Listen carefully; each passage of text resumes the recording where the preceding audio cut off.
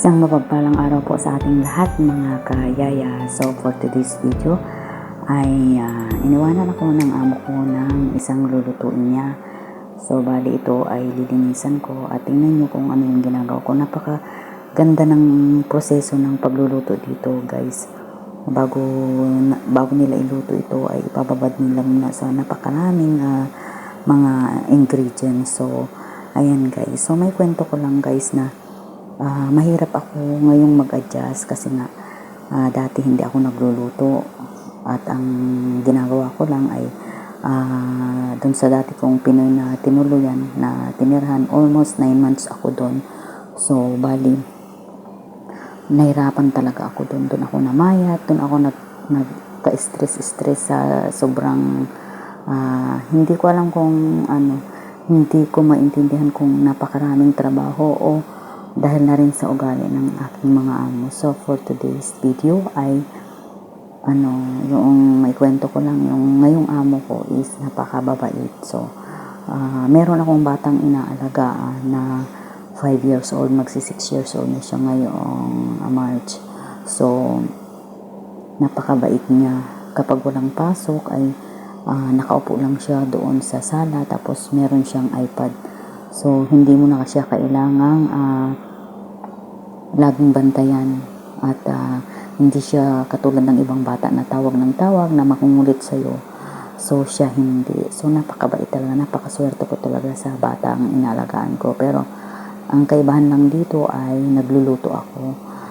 Iniiwanan ako ng amo ko ng yung madadali lang na lutuin. Pero kapag talagang mahirap ay siyang nagluluto at iniiwanan na lang sa akin. Ang katulad nito, ipiprepare ko lang siya at siya ang magluluto. So, yung mga lutuin lang naman na mga sandwich na para doon sa isa kong dalagang alaga. Kasi nga, yung isa kong dalagang alaga ay college yun. Siya, nurse, at wala siya dito. Nagbo-boarding siya doon sa Dubai. So, kaya ang uwi lang niya dito ay every 2 weeks. Ayan.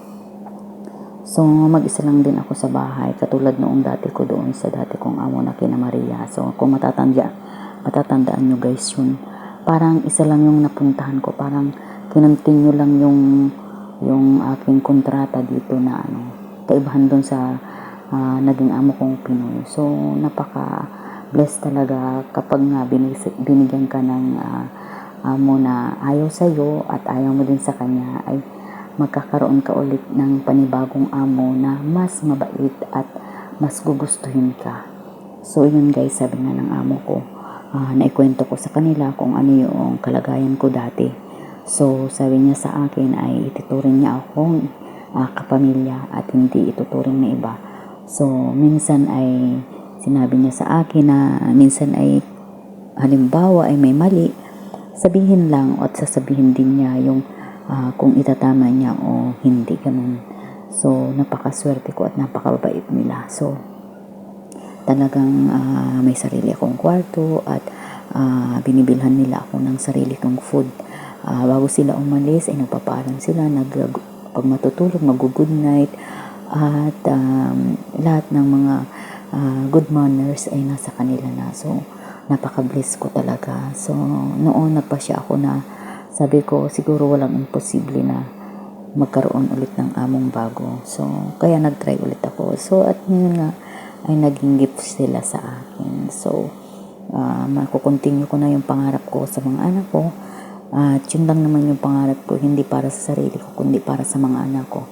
Bagamat wala sila sa piling ko, ay nandun naman yung pagsusuporta ko. So yun guys, kung hindi pa kayo nakasubscribe sa aking YouTube channel, please like and share, and don't forget hit the notification bell para updated kayo sa aking mga video. Salamat po, bye bye, at sana po ay nandyan kayo palagi para sa amin, at ingat po tayo.